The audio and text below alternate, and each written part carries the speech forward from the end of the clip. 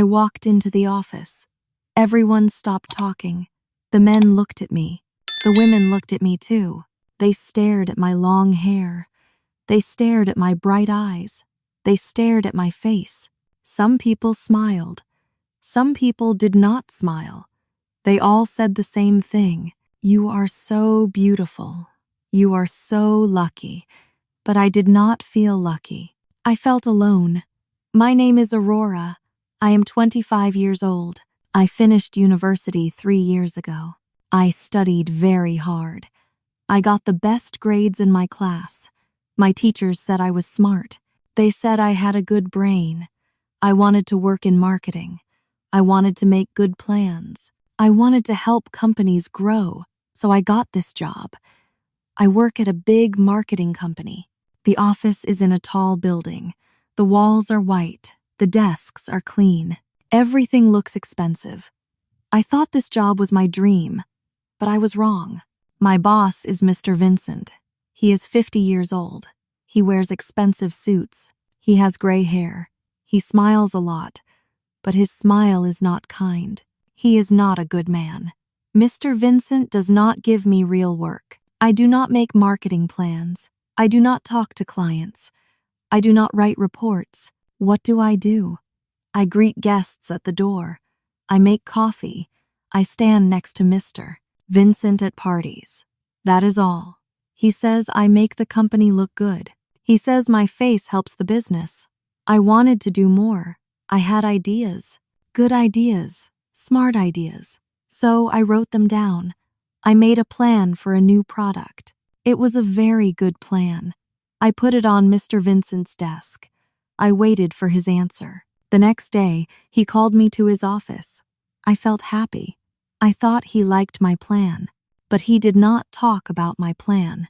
He looked at my face.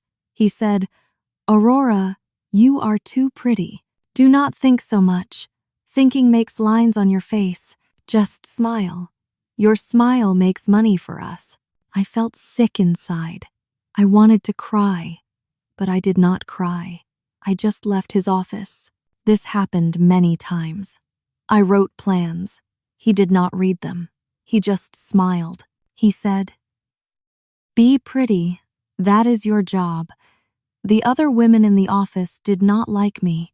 They thought I was lazy. They thought I did not work hard. They did not know the truth. They did not talk to me.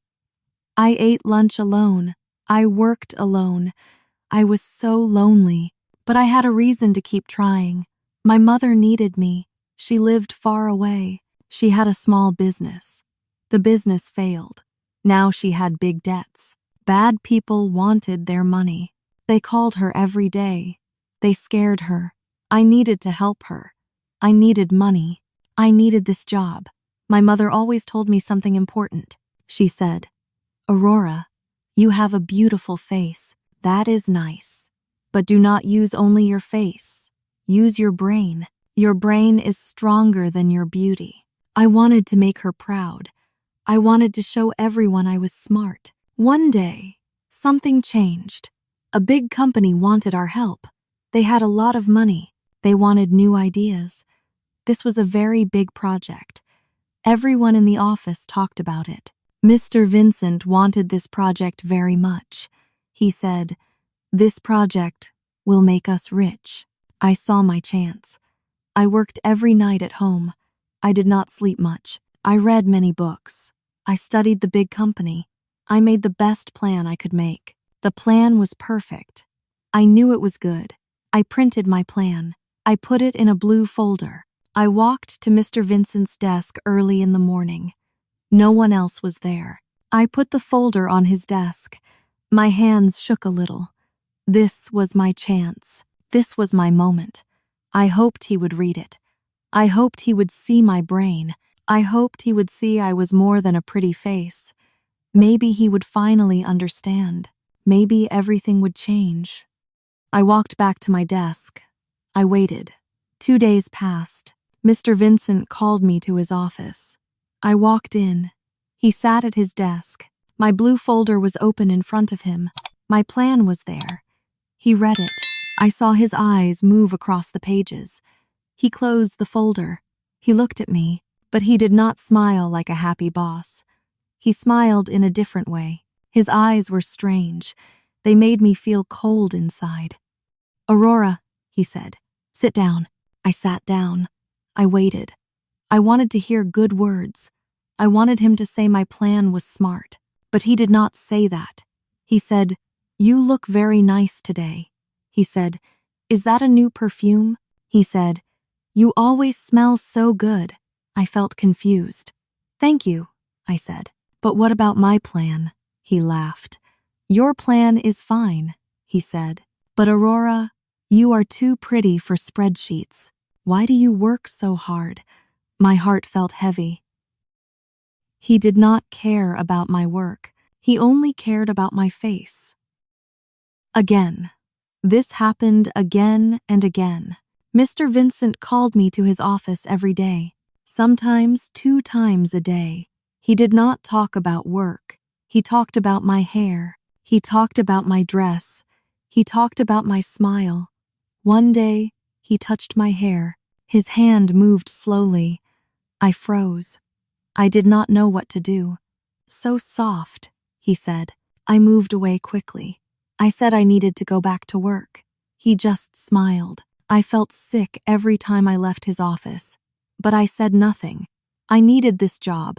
I needed the money. The other women in the office saw this. They saw Mr. Vincent call me many times. They did not know the truth. They thought I wanted his attention.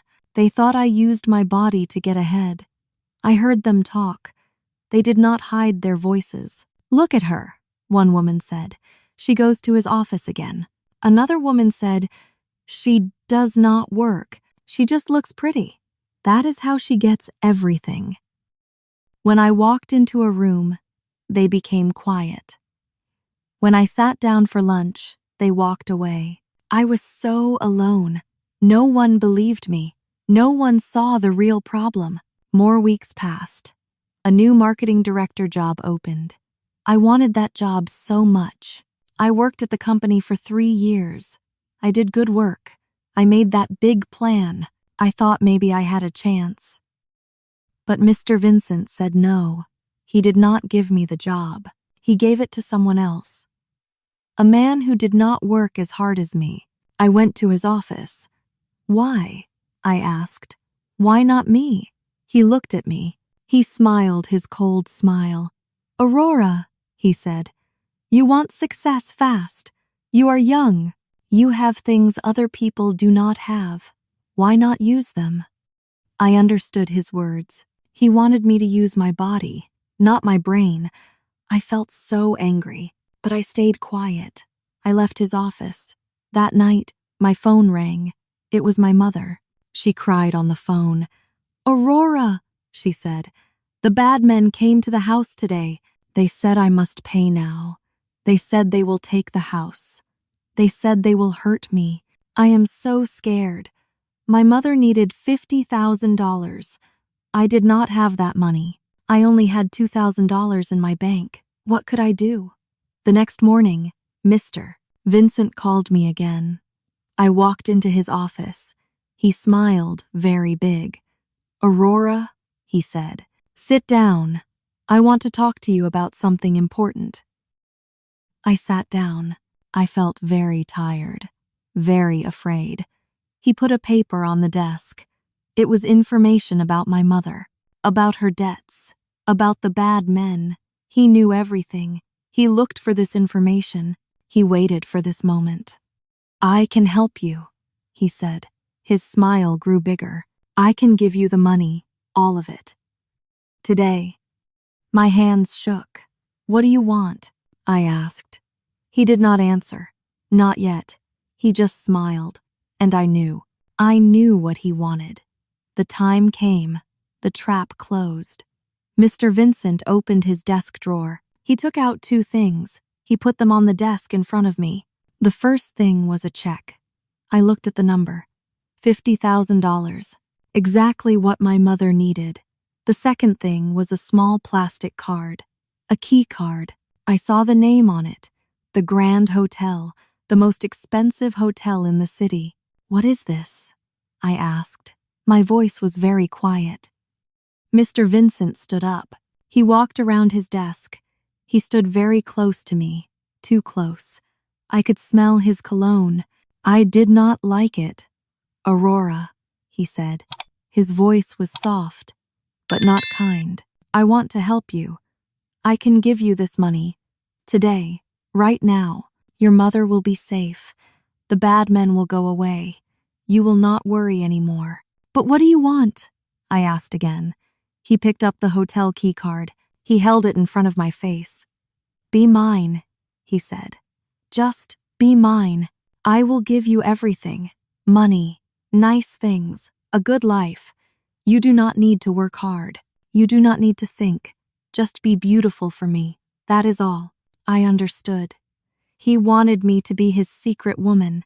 He wanted to own me, like a painting, like an expensive thing he could keep. My stomach felt sick. I wanted to run away. I wanted to scream. All my life, people looked at my face. They said I was lucky. They said my beauty was a gift. But now my beauty was a curse. This man thought he could buy me because I was pretty. My hand moved up. I wanted to hit him. I wanted to slap his face hard. But I stopped. I thought about my mother. I thought about the bad men at her house. I thought about her scared voice on the phone. If I said no now, what would happen? Mr. Vincent would fire me. I would have no job, no money. My mother would lose everything. Maybe the bad men would hurt her. If I told someone about this, who would believe me? I had no proof. He would say I tried to seduce him. He would say I wanted money. Everyone already thought I used my body to get attention. They would believe him, not me. I was trapped, completely trapped. Mr. Vincent saw my face. He smiled. He thought he won. He picked up the check. Take it, he said. Take the money. Take the key. Come to the hotel tonight. Room 512. I will wait for you. My mind worked very fast. I looked at his face. He thought I was just a pretty doll. He thought I was stupid. He thought I needed him. That was his mistake. A big mistake. An idea came to me. A dangerous idea. But maybe it could work. I looked down. I made my voice soft and shy. You will really help my mother? I asked. Yes, he said. I promise. I always take care of my special girls. Special girls. He had others before me. I felt even more sick, but I did not show it. I looked up at him. I made my eyes soft. I smiled, but inside, my heart was ice, cold and hard. Okay, I said. I took the key card from his hand. I will come.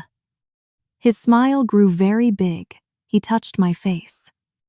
I did not move. I let him. Good girl, he said. Wear something nice, something beautiful. For me. Yes, I said. I will.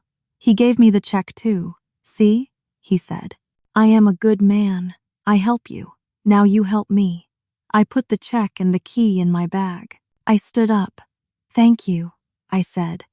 My voice was sweet like honey, but my mind was like steel. Tonight, he said. Do not be late. I will not be late, I said. I walked to the door. I opened it. I looked back at him one more time. He stood there. He looked so happy, so proud. He thought he caught me, but he was wrong. So wrong. I walked out. I closed the door behind me. I walked through the office. The other women watched me. They whispered. They thought bad things about me. Let them think that. Soon they would know the truth. I went to the bathroom. I locked the door. I looked in the mirror. My face looked back at me. My beautiful face. The face that caused all this trouble. But I smiled. Not a sweet smile. A cold smile. A strong smile. He thinks my beauty makes me weak, I said to my reflection. He is so stupid. Tonight, I will show him. Beauty can be a weapon, and I know how to use weapons. I washed my hands. I fixed my hair. I walked out of the bathroom. I had work to do. I had plans to make. Mr. Vincent wanted a beautiful doll. He would get one, but this doll had sharp teeth. I left work early that day. I had many things to do. I walked to the big shopping area in the city center. I needed to look perfect tonight, but I also needed something else. Something secret. First, I went to a dress shop. I looked at many dresses. I found one. It was red. It was beautiful. It was exactly what Mr. Vincent wanted to see. The shopwoman smiled. "You will look amazing," she said. I bought the dress, but I did not go home. I walked to another shop, a small shop on a quiet street. The window was dark. The sign said, "Security Solutions." This was a spy shop. I went inside. A man sat behind the counter. He was old. He had gray hair and glasses. "Can I help you?" he asked. "I need a camera," I said. "A very small camera. One that no one can see." He looked at me. He did not ask questions. He showed me different things. Small cameras that looked like pens. Cameras that looked like buttons. Then he showed me a brooch. It was shaped like a flower. A pretty gold flower. "This one records video and sound," he said. "Very good quality. No one will know." "I will take it," I said. I paid him. He put it in a small box. "Be careful," he said. I nodded. I went home. I put my new things on my bed. The red dress, the flower brooch, my weapons for tonight. But first, I went back to the office. I had to act normal. I had to make Mr. Vincent believe everything was okay. I walked to my desk. I worked quietly. I did not talk to anyone. After 1 hour, I heard Mr. Vincent's voice. He talked on his phone. His door was open a little. I could hear him. He laughed. He talked to someone. "Yes, tonight," he said. "The beautiful one. Aurora. I told you about her." She finally agreed. "She needs money. They all need money in the end." He laughed again. "She thinks she is so smart, but she is just a pretty girl. I will have her tonight. The most beautiful one I ever had." I felt hate burn inside me, but I did not move. I just listened. He kept talking. He bragged about me, like I was a prize, like I was a thing he won. Good. Let him think that. Let him be stupid and proud. Stupid men make mistakes. I left the office at 5. I went home. I took a long bath. I washed my hair. I dried it carefully. I did my makeup. I made my eyes dark. I made my lips red. I put on the red dress. It fit perfectly. I looked in the mirror. I looked beautiful. I looked like a woman going to meet her lover. But my eyes told a different story. My eyes were cold, hard, angry. I picked up the flower brooch. I pinned it to my dress, right over my heart. The tiny camera faced out. No one could see it. It just looked like a pretty flower. I looked at myself one more time. "Tonight," I said to the mirror. "Tonight, my beauty is my weapon, but my brain is the bullet." Mr. Vincent thinks he is the hunter, but he is wrong. I am the hunter. He is the prey. I took my bag. I took my phone. I walked outside. It was dark now. The sky was black. Rain started to fall. Hard, cold rain. I lifted my hand. A taxi stopped. I got inside. "The Grand Hotel," I said. The taxi drove through the rain. Water hit the windows. The city lights blurred. I looked out. I felt the rain, but I did not feel cold. I felt hot inside. Hot with rage. Hot with focus. Mr. Vincent waited for me. He thought tonight was his victory. He thought he won, but he did not know what was coming. He did not know who I really was. The taxi stopped at the hotel. I looked up. The building was tall. The lights were bright. I paid the driver. I got out. Rain fell on my face. I did not care. I walked toward the door. My heart beat fast. but I was ready. Tonight, everything changed. Tonight, the pretty doll became a queen. I walked into the hotel. The lobby was big and bright. Gold lights hung from the ceiling. The floor was shiny marble. Everything looked expensive. I walked to the elevator. I pressed the button for floor 5. The elevator moved up slowly. My heart beat fast. But my face stayed calm. The elevator stopped. The doors opened. I walked down the hall. Room 512. I found it. I took out the key card. I opened the door. Mr. Vincent was inside. He stood by the window. He wore a dark suit. He turned around. He saw me. His mouth opened a little. He stared at me. He stared at my red dress. He stared at my face. "Aurora," he said. His voice was soft. "You look perfect. So perfect." I smiled. A sweet, shy smile. "Thank you," I said. I walked in slowly. I closed the door behind me. The room was large. A big bed stood in the middle. A table with wine and glasses sat by the window. Red roses were everywhere. He planned this carefully. He thought this was romantic. It made me feel sick, but I did not show it. "Come," he said. "Have some wine."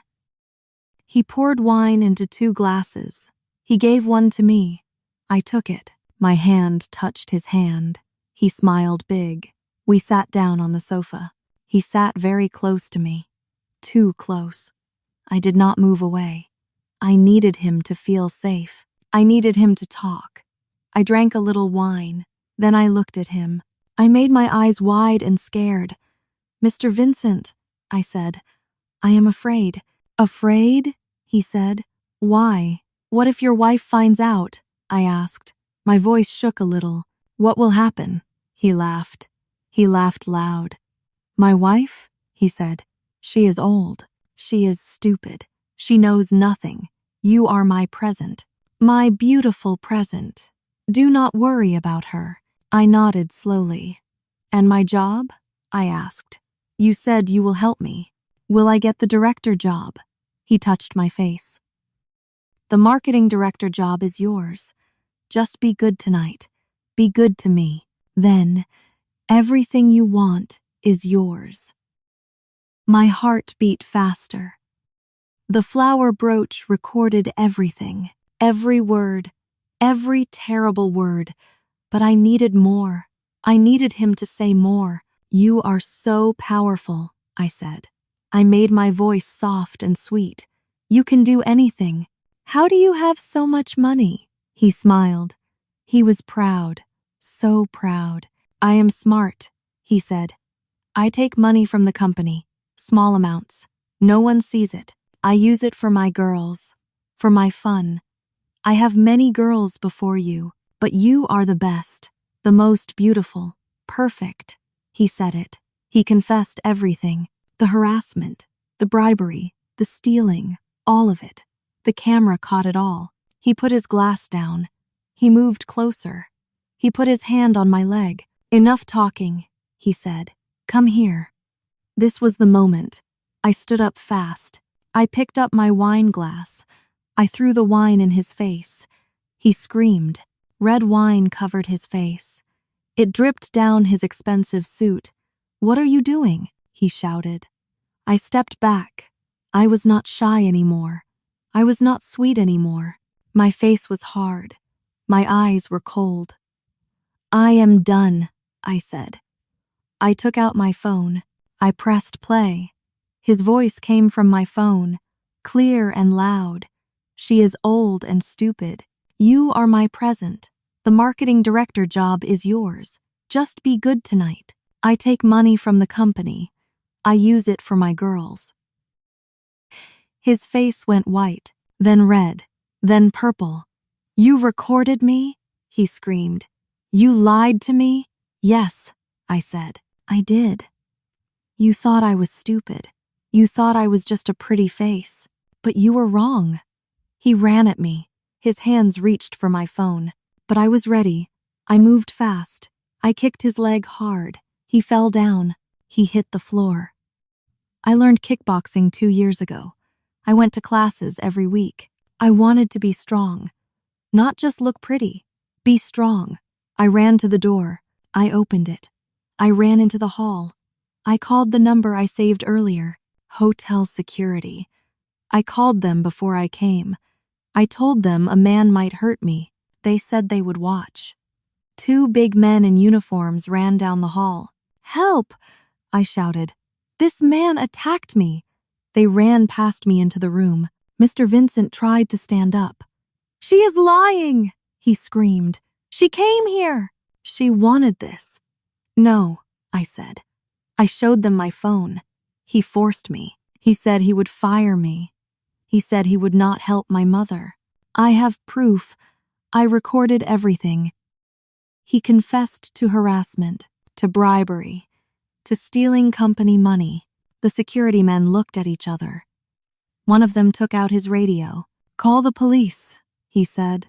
Mr. Vincent's face changed. He looked scared now, very scared. "Aurora," he said. "Wait, we can talk. I will give you more money. Anything you want." "No," I said. "I do not want your money. I want justice." The police came fast. They took Mr. Vincent away. He shouted. He cried. But no one listened. I gave the police my phone. I gave them the video from my flower brooch. I told them everything. One police officer looked at me. "You are very brave," she said. "Many women do not fight back." "I had to," I said. "For me, for my mother, for every woman he hurt before me." I walked out of the hotel. The rain stopped. The air smelled clean. I looked up at the sky. Stars appeared between the clouds. I smiled, a real smile. For the first time in months, I felt free. The next days were very busy. The police worked on the case. They watched the video. They listened to the recording. They found more proof. Mr. Vincent stole a lot of money, more than $100,000. He used it for hotels, for gifts, for other women before me. The news spread fast. Everyone talked about it. The newspapers wrote stories. The TV news showed his photo. Mr. Vincent's face was everywhere.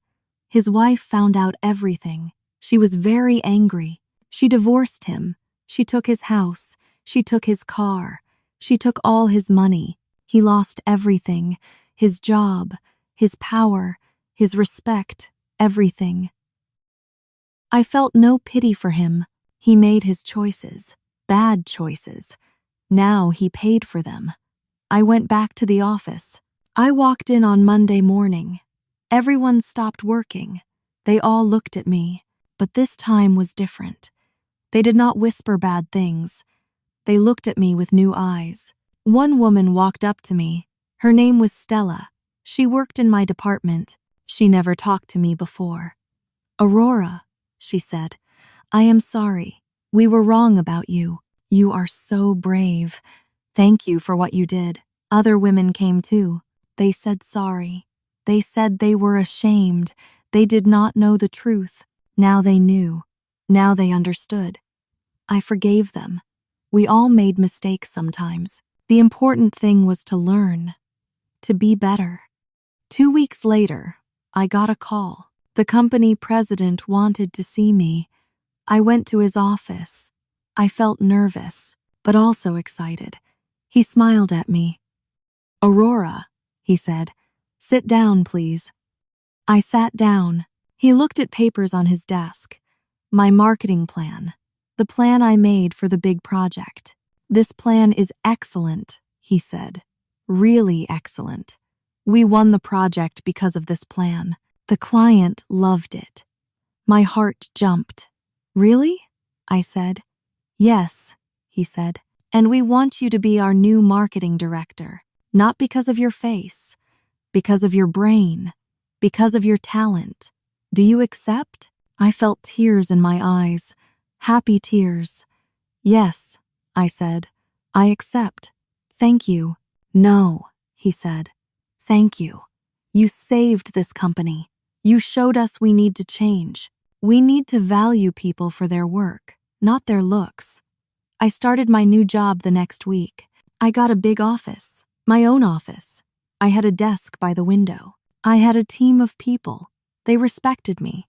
They listened to my ideas. One morning, I sat at my desk. I looked in the mirror on the wall. I wore less makeup now, just a little. My hair was tied back. I wore a simple suit, professional, clean. I looked at my face. I was still beautiful. That did not change. But now, people saw more. They saw my intelligence. They saw my strength. They saw my courage. I remembered my mother's words. Use your brain, not just your beauty. She was right. So right. I smiled at my reflection. I said the words out loud. People used to say I was beautiful. Now they say I am brilliant. My face is a gift, but my mind is a fortress. I am not a doll. I am a queen, and a queen does not bow to anyone. I turned back to my computer. I had work to do. Good work. Important work. I was finally doing what I loved, and I did it my way. The hotel key sat in my drawer. I kept it. A reminder of the night I fought back, the night I won, not with my beauty, with my brain, with my courage, with my truth. I was free now, really free, and it felt wonderful. Did you like this story? Tap the like button and subscribe to Teddy English Story for more great English practice.